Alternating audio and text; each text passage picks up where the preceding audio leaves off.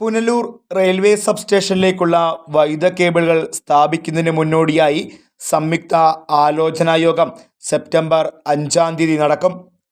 Power house ജംഗ്ഷനിലെ KSEB division ഓഫീസിൽ വെച്ചാണ് യോഗം സംഘടിപ്പിച്ചിരിക്കുന്നത്. പുനലൂർ MLA PS സുബാലിൻ്റെ അധ്യക്ഷതയിലാണ് യോഗം ക്രമീകരിച്ചിരിക്കുന്നത്. KSEB ഉദ്യോഗസ്ഥർ, നഗരസഭാ കൗൺസിലർമാർ, passengers association, auto taxi drivers union, residents association എന്നിവയുടെ ഭാരവാഹികൾ എന്നിവർ യോഗത്തിൽ പങ്കെടുക്കും.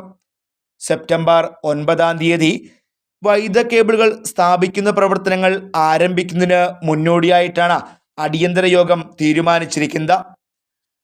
പാതയുടെ വശങ്ങൾ കുഴിക്കുന്നതിനായി പൊതുമരാമത്ത് വകുപ്പ്, Kerala road fund board, Punalur നഗരസഭ എന്നിവയുടെ അനുമതി KSEBക്ക് ലഭിച്ചിട്ടുണ്ട്. മഴക്കാലത്ത് പാത കുഴിക്കുന്നതുമായി ബന്ധപ്പെട്ടുള്ള വിലക്കുകൾ നിലവിൽ സർക്കാർ നീക്കിയിട്ടുമുണ്ട്. ഇതിനെ തുടർന്നാണ് തുടർ പ്രവർത്തനങ്ങൾ ആരംഭിക്കുന്നത്. പാത കുഴിക്കാനായി നഗരത്തിൽ ഗതാഗത നിയന്ത്രണം ഏർപ്പെടുത്തുക, വ്യാപാരികൾക്കും ഓട്ടോ ടാക്സി സർവീസുകളെയും ബാധിക്കാത്ത രീതിയിൽ പ്രവർത്തനങ്ങൾ ഏകോപിപ്പിക്കുന്നതിൻ്റെ ഭാഗമായിട്ടാണ് 5-ാം തീയതി യോഗം തീരുമാനിച്ചിരിക്കുന്നത്. റെയിൽവേ സബ്സ്റ്റേഷനിൽ നിന്നും KSEB സബ്സ്റ്റേഷൻ വരെ 2.7 കിലോമീറ്റർ ദൂരത്തിലാണ് കേബിളുകൾ സ്ഥാപിക്കാനുള്ളത്. 14 കോടി രൂപയാണ് പദ്ധതി തുക.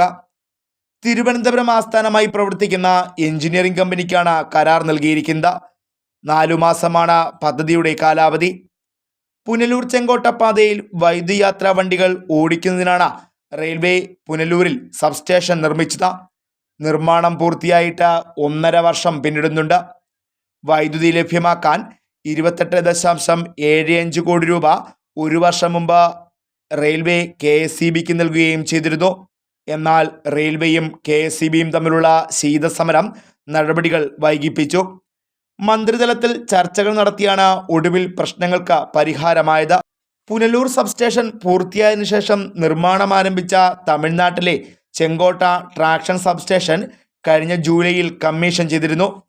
ഇവിടെ നിന്നുള്ള വൈദ്യുതി ഉപയോഗിച്ച ട്രെയിനുകൾ ഓടിത്തുടങ്ങുകയും ചെയ്തിട്ടുണ്ട്. എന്നാൽ പുനലൂരിലെ സബ്സ്റ്റേഷൻ കൂടി സജ്ജമായാൽ മാത്രമേ പാതയിലൂടെ സുഗമവും സുരക്ഷിതവുമായ യാത്ര സാധ്യമാകൂ.